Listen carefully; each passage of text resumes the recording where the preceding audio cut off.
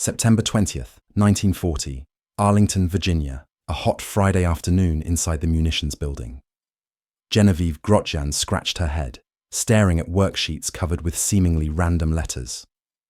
Around her, the small room hummed with quiet desperation. 18 months. 18 months of failure against a cipher that refused to break.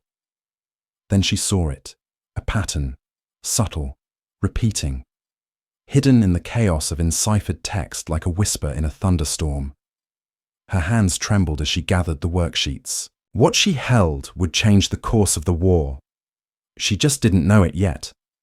Grotjan was 27 years old, a mathematician, a junior cryptanalyst who had joined the Signal Intelligence Service barely a year earlier.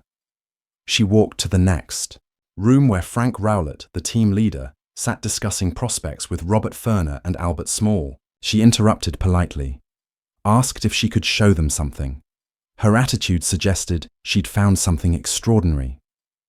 She laid out the worksheets on the table, pointed to one example, then another, then a third, stepped back, her eyes distant behind rimless glasses, waiting. Small saw it first. He dashed around the room, hands clasped above his head like a victorious prize fighter. "Whoopee!" he yelled. Ferner, normally quiet, clapped his hands and shouted, "Hooray!" Rowlett jumped up and down. "That's it," he cried. "That's it! Gene's found what we're looking for." William Friedman pushed through the gathering crowd. The legendary cryptanalyst examined each worksheet, understood immediately what he was seeing. His face showed sudden tiredness, relief. They took a break, sent out for cokes.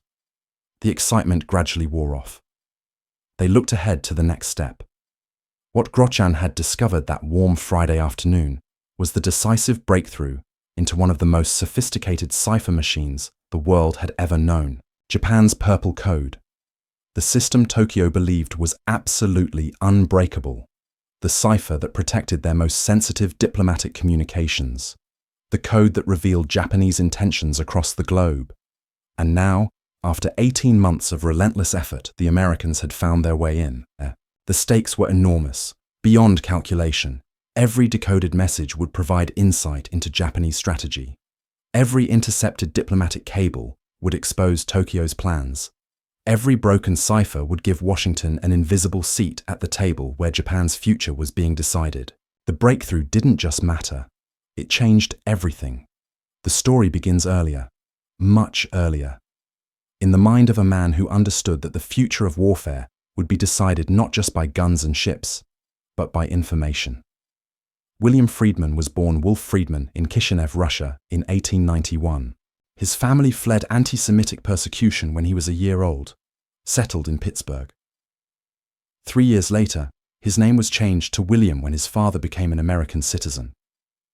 The boy who would become America's master codebreaker grew up far from the violence that destroyed his hometown. In 1902, when hundreds of Jews remaining in Kishinev were killed in a pogrom, the news haunted young Friedman. It would haunt him for the rest of his life. He graduated from Cornell University in 1914 with a degree in genetics, became interested in cryptology through his wife, Elizabeth Smith, whom he met at Riverbank Laboratories outside Chicago. Together they studied codes, deciphered intercepted messages for the government.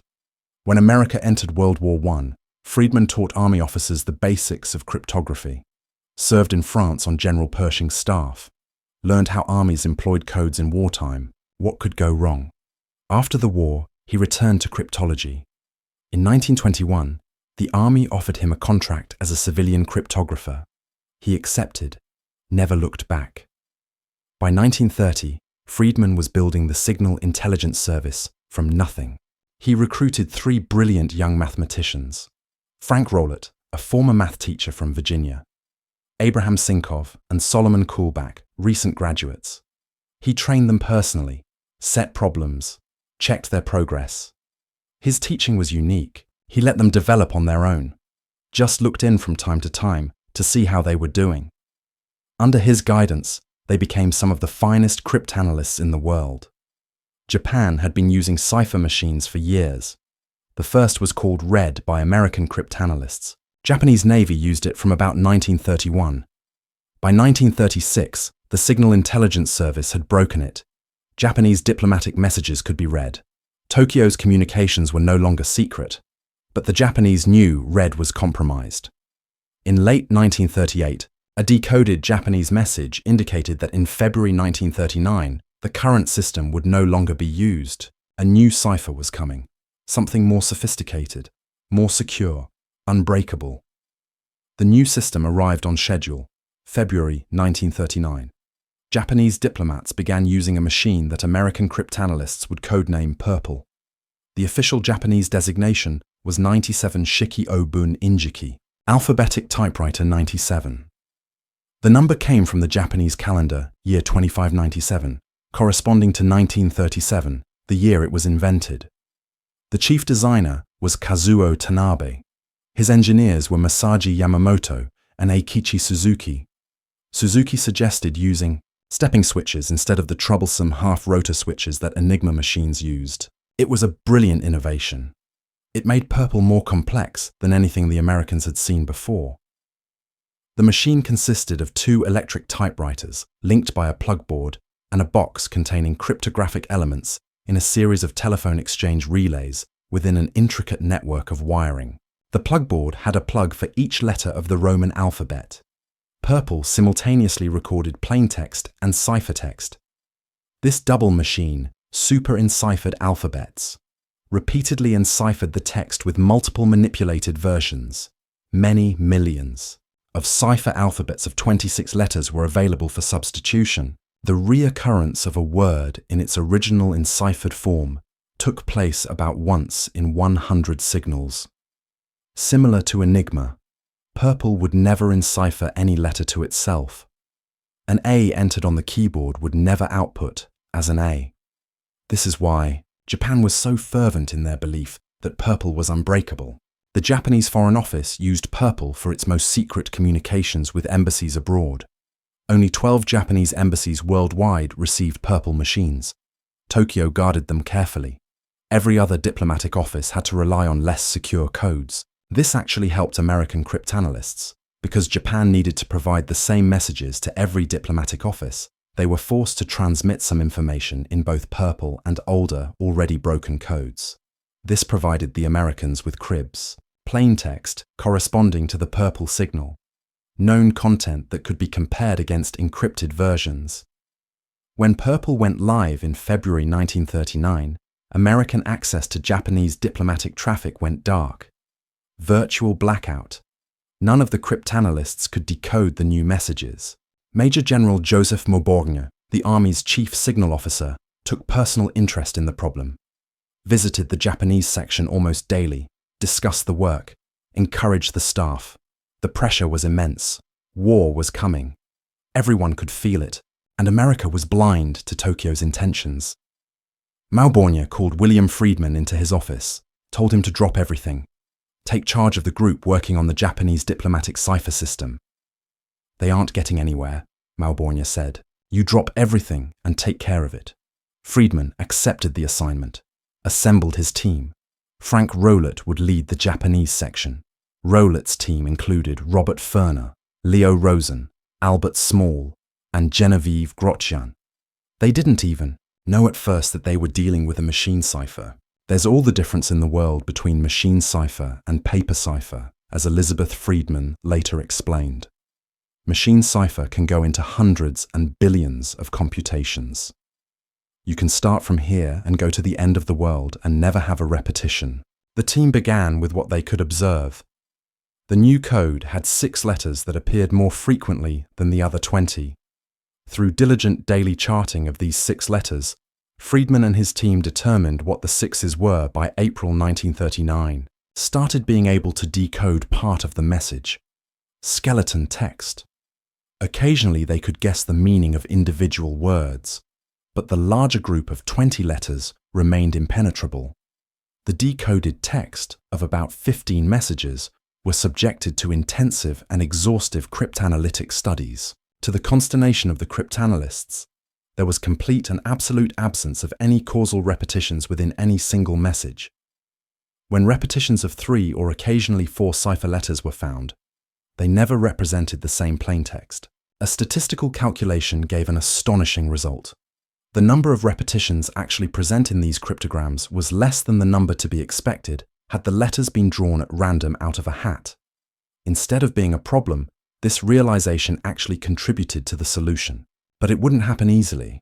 Friedman and his team spent exhaustive effort trying to discover the cyclically repeating keys or sequences.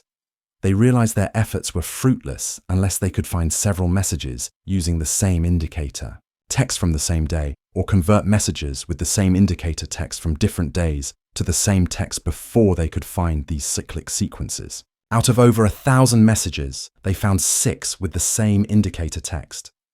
And on September 20th, 1940, Genevieve Grotjan discovered the first repeating sequences. There was much excitement at this first glimmer of light upon a subject that had for so many months been shrouded in complete darkness, and regarded occasionally with some discouragement, Friedman commented later. After near round-the-clock work over the next week, 2 translations of this B code were handed in on September 27th. The Japanese diplomatic purple code was broken. In his report, Friedman noted that the successful solution was the culmination of 18 months of intensive study by a group of cryptanalysts and assistants working as a harmonious, well-coordinated and cooperative team. Only by such cooperation and close collaboration of all concerned could the solution possibly have been reached. The name of no one person can be selected as deserving of the major portion of credit for this achievement. September 27th, 1940. The date carried additional significance. It was the same day that Japan signed the Tripartite Pact with Germany and Italy, the agreement that would bind the Axis powers together, create a military alliance for a new order in Europe and East Asia. And thanks to Grotjan's breakthrough 7 days earlier, America would soon be reading every diplomatic message about it. But breaking the code was only the first step. The Americans needed to build a machine that could decrypt purple messages. They had never seen an actual purple machine, had no photographs, no technical specifications, no stolen blueprints. They had to reconstruct the entire system from pure cryptanalysis, from understanding how the cipher worked mathematically. Leo Rosen, a recent graduate of MIT, took the lead on the technical reconstruction. By August 1940, Friedman's team had built a shadow machine, a crude but serviceable model that was a remarkable imitation of purple. By November 1940, the Signal Intelligence Service could consistently produce deciphered messages from purple intercepts. The Americans built 8 functional replica machines for $684.65 worth of parts. 2 machines were retained by the Signal Intelligence Service in Washington, 2 by the Navy's Communications Intelligence Unit. 1 was shipped to the Philippines, and 1 went to Bletchley Park in Britain. This gift of a purple machine to the United Kingdom was the first major step in establishing British and American cooperation in signals intelligence and cryptanalysis. It revealed to a foreign power a vital state secret, but it cemented the alliance that would win the war. The pressure took its toll. William Friedman suffered what was officially termed a nervous breakdown. 18 months of intense mental effort, round-the-clock work, the weight of knowing that failure meant blindness as war approached. In 1941, he was hospitalized, remained there for weeks. His team continued the work without him. By the time Friedman returned, the purple decryption operation was running smoothly. Messages were being intercepted, decrypted, translated, and distributed to the highest levels of government. The operation was codenamed Magic. Someone, possibly President Roosevelt himself, called it that. The name stuck. The Japanese never knew. Throughout the entire war, they believed purple was secure, unbreakable. They had been warned. In April 1941, Hans Thomsen, a diplomat at the German embassy in Washington, sent a message to Joachim von Ribbentrop, the German foreign minister. An absolutely reliable source had told Thomsen that the Americans had broken the Japanese diplomatic cipher. That source was apparently Konstantin Umansky, the Soviet ambassador to the United States, who had deduced the leak based on communications from Under-Secretary of State Sumner Welles. The message was forwarded to the Japanese, but use of the code continued. American cryptographers kept reading Japanese messages through the war. Later, in 1941, Heinrich Georg Stahmer warned Japanese ambassador Hiroshi Oshima in Berlin that there were signs Japanese diplomatic messages were being read by the Allies. Oshima was convinced that by double encrypting his dispatches, he had ensured they could not be decrypted. He was wrong. The warnings were ignored. Japanese confidence in Purple's security was absolute. Most went to their graves, refusing to believe the cipher had been broken by analytic means. They believed someone must have betrayed their system. They couldn't accept that American cryptanalysts had solved it through pure mathematical brilliance. The decrypted messages provided extraordinary intelligence. Ambassador Oshima in Berlin had unparalleled access to Hitler and Ribbentrop. He was fanatical in his belief in Nazi ideology. American journalist William Shirer wrote that Oshima was more Nazi than the Nazis. His close relationship with Hitler gave him access to German war plans and national policy, comparable to Winston Churchill's access to American war leadership. And Oshima reported everything to Tokyo, in detail. His meticulous military training meant he wrote comprehensive reports of every meeting, every tour, every conversation, and he transmitted them all via Purple. Often, the Americans were able to read Oshima's reports before the Japanese did. Transmission problems between Germany and Japan held up the cables for hours. Washington had the intelligence first. In early June 1941, Oshima reported that conversations with Hitler and Ribbentrop indicated, in all probability, the imminence of a German attack on the Soviet Union. British and American intelligence found it difficult to believe that Hitler would actually strike, but the intelligence from Magic proved accurate. On June 22, 1941, Germany invaded the Soviet Union. Magic had provided warning. On February 13, 1941, Oshima discussed with Ribbentrop the possibility of a joint German-Japanese initiative for war against the British Empire and the United States. He agreed with Ribbentrop that the time was ripe to strike at the British Empire in Asia. Americans read it all. Later, Oshima made visits to the Eastern Front and the Atlantic Wall, met periodically with Hitler and other Nazi leaders, wrote detailed reports of German fortifications, German military capabilities, German strategic thinking, promptly reported by radio to Tokyo in Purple, and Americans read every word. General George Marshall, the Army Chief of Staff, later said that Oshima was the Allies' main basis of information regarding Hitler's intentions in Europe. But Purple had limitations. It was a diplomatic code, not a military code. Japanese Army and Navy used completely different cipher systems. Purple revealed diplomatic intentions, policy discussions, strategic thinking at the highest levels, but it didn't provide tactical military information, troop movements, naval operations, specific attack plans. That information traveled through military codes that remained for a time secure. December 6, 1941. The Army's Signal Intelligence Service intercepted a communication from the Japanese government to its delegation in Washington. They decrypted the first 13 parts of the message. It spelled out Japanese claims of American transgressions in the Far East. At 5 in the morning on December 7th, the 14th and final part arrived.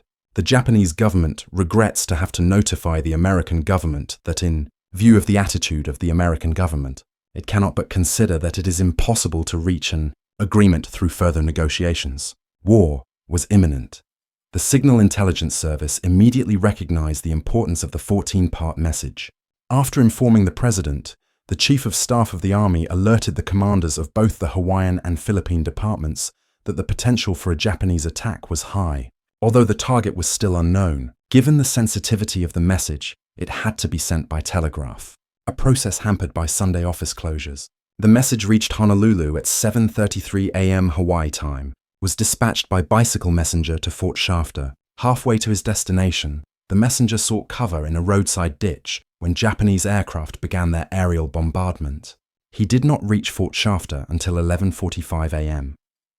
By the time the message was decoded and delivered to the Adjutant General's office, it was 2:58 p.m. The attack was over. To be clear, none of the magic decrypts precisely laid out Japan's intent to attack Pearl Harbor. The diplomatic intelligence was of limited value because Purple was not used for military dispatches. The Japanese Navy used a completely different code system called JN-25. American cryptanalysts had made some progress against JN-25 by late 1941, but significant gaps remained. Only about 7% of JN-25 code groups had been recovered by the time of the Pearl Harbor attack. The Navy code remained largely unreadable. Japanese military plans were transmitted through channels Magic could not penetrate. Hawaii did not have a Purple cipher machine. 4 machines had been delivered to the British by October 1941, but Hawaii remained dependent on Washington for intelligence from that source. Admiral Husband Kimmel and General Walter Short, the 2 commanding officers at Pearl Harbor, did not have access to magic. Washington could not risk Japan guessing that important parts of their traffic were being read. The security of the operation took precedence over tactical warnings. It was a decision that would be debated for decades, but magic's value would prove itself in the months ahead. After Pearl Harbor, American cryptanalysts redoubled their efforts against Japanese military codes. The Japanese Navy was not engaged in significant battle operations before Pearl Harbor. There was little traffic available to use as raw material. But war changed that. High volume of communication provided additional opportunities. By early 1942, Station Hypo at Pearl Harbor, led by Commander Joseph Rochefort, was making considerable progress against JN-25, the naval code that protected Japanese fleet operations. In May 1942, cryptanalysts began intercepting radio traffic suggesting Admiral Yamamoto, the mastermind behind Pearl Harbor, was preparing a major invasion. 4 Japanese aircraft carriers, many other ships, a massive operation, but the target was designated only with the initials AF. Americans suspected it might be Midway Atoll, but they needed to be certain. Rochefort proposed a ruse. He arranged for American forces on Midway to send out a radio message saying they were running short of fresh water. The message was broadcast without encryption. Japan could read it if intercepted. Codebreakers waited anxiously. Then they intercepted a Japanese message. AF was running short of fresh water. The target was confirmed. Midway. Knowing the assault was coming, Admiral Chester Nimitz positioned American carriers northeast of Midway.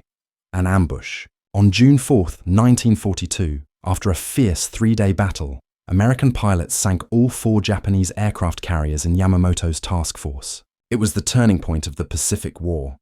Before Midway, Japan had proved virtually unstoppable. After Midway, they never launched another major offensive. The initiative passed to America, and it all began with broken codes. The Chicago Tribune nearly exposed the secret. On June 7, 1942, a front-page story claimed that Americans had known the details of Japan's plan to attack Midway. The story implied the Navy had advanced warning, that American codebreakers could read Japanese communications. The government considered prosecution under the Espionage Act, but bringing charges would draw more attention to the article, might alert Japan that their codes were compromised. The charges were dropped. The Japanese never found out. They changed some codes and communication practices after Midway, but it was routine, not an emergency effort to protect compromised systems. The fleet code continued to be used, continued to be read. Inside the Navy, there was argument that the Japanese changed all their codes as a consequence of the Tribune affair, but the evidence suggests otherwise. Japan didn't know that Purple or JN-25 had been broken. Their confidence in the security of their cipher systems remained absolute. They continued using them, and Americans continued reading them. In 1942, Japan was forced to create a new codebook for some systems, but it wasn't because they knew Purple was compromised. It was routine cryptographic practice. Codes were changed periodically, regardless of whether they were believed to be secure. The Japanese considered the Purple system absolutely unbreakable. Most went to their graves refusing to believe it had been broken by analytic means. They believed someone had betrayed their system. The alternative was too humiliating to accept. That American mathematicians had simply been better, that Japanese engineers had been outthought. The broken codes provided advantages beyond Midway. In April 1943, cryptanalysts learned that Admiral Yamamoto was scheduled to inspect a naval base on Bougainville in the Solomon Islands on April 18th, the exact schedule. The routing of his aircraft, everything. The decision was made at the highest levels. President Roosevelt personally approved it. American fighters were dispatched. They intercepted Yamamoto's plane, shot it down. The architect of Pearl Harbor was dead, killed because his schedule had been transmitted in a code Americans could read. Throughout the war, broken Japanese codes assisted in planning the island-hopping campaign to the Philippines and beyond. Access to Japanese Army messages from decrypts of Army communications traffic provided intelligence on troop deployments, supply lines, defensive preparations. Combined with ultra-intelligence from broken German codes, magic gave Allied commanders an unprecedented advantage. The ability to read enemy communications in near real time, to understand intentions before actions were taken, to position forces for maximum effect. The women who made it possible remained invisible. Genevieve Grotjan married chemist Hyman Feinstein in 1943, continued working on codes throughout the war, was assigned to the Soviet problem in October 1943, worked on the project later known as Venona. devised a process for recognizing the reuse of key, which permitted the decryption of Russian KGB messages. The discovery was labeled the most important single cryptanalytic break in the whole history of Venona. She resigned from government service on May 4, 1947, became a professor of mathematics at George Mason University, died in 2006 at age 93. Before his death in 1995, her husband established an award in cryptology in her honor. She was posthumously inducted into the NSA Hall of Honor in 2010. By the end of the war, approximately 7,000 of the 10,500 Signal Intelligence Service staff were female. These women on the home front contributed to Allied victory by breaking codes and deciphering enemy messages. They were held to strict secrecy, would become one of the best-kept secrets of World War II. Most never spoke of their work. Even after the war ended, even to their families, they moved to Washington, not knowing entirely what they were going to do, were told never to speak of it. They didn't. Frank Rowlett continued in cryptology after the war, led the intelligence division of the Army Security Agency, later joined the Central Intelligence Agency and the National Security Agency, became special assistant to the NSA director in 1958, retired in 1965 as commandant of the National Cryptologic School. President Lyndon Johnson presented him with the President's Award for Distinguished Federal Civilian Service. Later, awarded him the National Security Medal for breaking the Japanese code 25 years earlier. His proudest achievement was Sagaba, the encryption machine that was the most secure device of its kind in the American arsenal throughout the war. William Friedman remained at Arlington Hall, turning his code-breaking efforts from World War II to the Cold War. The pressure of the Purple Project had taken its toll. His mental breakdown in 1941 was not the end of his struggles. The obsession with absolute secrecy that characterized the post-war intelligence community frustrated him to no end.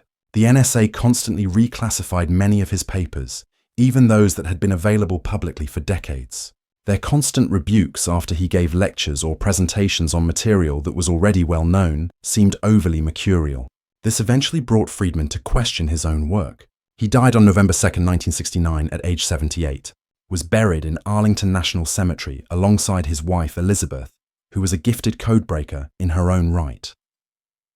The full story of magic was not revealed for decades. During the post-war congressional hearings investigating Pearl Harbor, the existence of purple decryption became known. For the first time, the Japanese learned that their diplomatic code had been broken. They had been continuing to use related systems even after the war ended.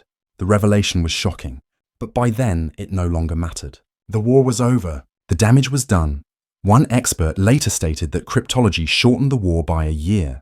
It was the cheapest, latest, and truest source of information. The contribution to major Allied operational successes had been largely underestimated. General Marshall said the intelligence provided by Magic and Ultra was critical to victory. Without it, the war would have lasted longer, cost more lives, perhaps ended differently. The mathematics were elegant. The engineering was brilliant. But what made Purple's breaking possible was human dedication. 18 months of round-the-clock work, thousands of hours analyzing seemingly random letter patterns, the patience to stay focused on an insurmountable task, the mental stamina to persist through failure after failure, the collaborative spirit that allowed a team to work as a harmonious, well-coordinated unit, and the insight of one young mathematician who saw what everyone else had missed. The Japanese believed technology would protect their secrets, believed that mechanical complexity equaled security, believed that the mathematics of their cipher machine could not be defeated. They were wrong, not because their technology was flawed, but because they underestimated their opponent, underestimated the capability of a small group of American cryptanalysts working with pencil and paper, underestimated the power of pure human intelligence, applied with relentless determination, the stepping switches that made Purple more sophisticated than Enigma also made it vulnerable, in ways the Japanese never understood. The separation of letters into groups of 6 and 20 created patterns that could be exploited. The fact that no letter would encipher to itself created statistical anomalies. The need to transmit some messages in both Purple and older broken codes provided cribs. Every design decision made for security reasons created a potential weakness, and the Americans found them all. The breaking of Purple was called the greatest feat of cryptanalysis the world had yet known. It involved a unique intellectual effort of heroic proportions. It reopened access to Tokyo's high-grade diplomatic communications. It significantly improved America's bargaining position with Britain. It provided crucial intelligence in both the Atlantic and Pacific theaters. It helped turn the tide of the war, and it all began with a young woman who saw a pattern no one else had noticed. On a hot Friday afternoon, in a small room in Arlington, in September 1940, the machines the Japanese guarded so carefully were eventually destroyed beyond recognition. American occupation troops in Japan searched for any remaining units after the war, found nothing. All purple machines at Japanese embassies and consulates around the world had been destroyed. Only fragments survived. A complete jade cipher machine built on similar principles was captured and is now on display at the NSA's National Cryptologic Museum. But not purple. The Japanese made sure of that. Too late to protect their secrets, but enough to preserve a measure of dignity. The lesson is profound. Technology alone does not guarantee security. Complexity does not equal unbreakability. Confidence can be a fatal weakness. The Japanese believed their cipher was perfect, believed it so strongly they ignored warnings that it had been compromised. Believed it so completely, they continued using it throughout the war. That confidence cost them dearly. It revealed their diplomatic strategy, exposed their relationship with Germany, provided intelligence that helped defeat them, and they never knew. The Americans, meanwhile, understood something the Japanese did not. That code breaking was not just about mathematics or engineering. It was about persistence, about collaboration, about bringing together the best minds and giving them the resources and freedom to solve impossible problems. About creating an environment where a former railway annuity statistician could make the breakthrough that changed history. About recognizing that victory would come not just from building better weapons, but from knowing what the enemy was thinking before they acted. The cryptanalysts who broke purple never saw combat, never fired a shot, never flew a plane or commanded a ship. But their contribution to victory was as important as any battle. They fought with mathematics instead of guns, with insight instead of firepower, with persistence instead of courage under fire. And they won. Decisively. Completely. In a way that shaped the entire trajectory of the war. September 20th, 1940. The date should be remembered alongside D-Day and Midway. It was the day America gained a decisive intelligence advantage, the day Tokyo's secrets became an open book, the day the future of the Pacific War was fundamentally altered. All because a young mathematician saw a pattern, understood its significance, and had the courage to interrupt her colleagues to show them what she'd found. Genevieve Grotjan stood back from her desk that afternoon, eyes distant behind rimless glasses, waiting while her colleagues examined her work. She didn't celebrate, didn't cheer. While the men around her shouted and jumped and clasped hands above their heads, she simply wiped her eyes, tried to regain her composure. Understood, perhaps, that this moment would define not just the war effort, but her entire life. That what she had discovered would save countless lives, would help defeat an empire, would prove that determination and intelligence could overcome any obstacle. Frank Rowlett later remembered that historic day with clarity. What Jean Grotjan did was a big step forward and was very significant in the solution of purple. Her discovery and the work of other team members allowed the United States to read secret Japanese diplomatic messages and to continue reading them throughout World War II. Without her breakthrough, the war might have taken a very different course.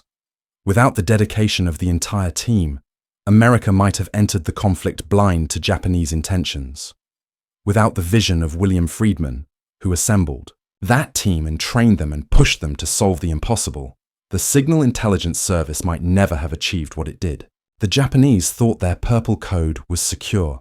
They were wrong, not because their technology failed, but because they underestimated the power of human ingenuity, the ability of dedicated people to solve problems that seem unsolvable, to persist when others would give up, to see patterns where others see only chaos. That lesson resonates beyond World War II, beyond cryptography, It speaks to something fundamental about human capability, about what becomes possible when brilliant people work together toward a common goal, about the power of information in an age of total war. In the end, Purple was broken not by stealing a machine or bribing an insider or finding a trapdoor in the mathematics. It was broken by pure cryptanalysis, by understanding how the cipher worked through nothing but intercepted messages, an extraordinary intellectual effort. The Japanese could never accept this. It was too humiliating, too complete a defeat. Easier to believe they had been betrayed than to admit they had been outsmarted. But the truth is simpler and more powerful. They were outthought by a small team of American cryptanalysts who refused to give up, who worked 18 months on a problem everyone said was impossible, who succeeded because they understood that no code is truly unbreakable, that every cipher leaves traces, that with enough determination and insight and collaboration, secrets can be revealed. The machines have long since been destroyed, the worksheets filed away in archives. The participants have passed into history, but what they accomplished remains, a testament to human ingenuity, to the power of mathematics, to the importance of intelligence in modern warfare, to the reality that wars are won not just by soldiers on battlefields, but by anonymous analysts in small rooms, staring at seemingly random letters, refusing to give up until they find the pattern hidden in the noise. September 20th, 1940. A hot Friday afternoon. A pattern discovered. A code broken. History changed. All because someone saw what others had missed, and understood that sometimes the most important victories come not from violence, but from insight, not from destroying the enemy, but from understanding them, not from secrecy, but from the ability to pierce the secrets of others. The Japanese thought their purple code was secure. They were reading their own messages. They just didn't know that America was reading them too.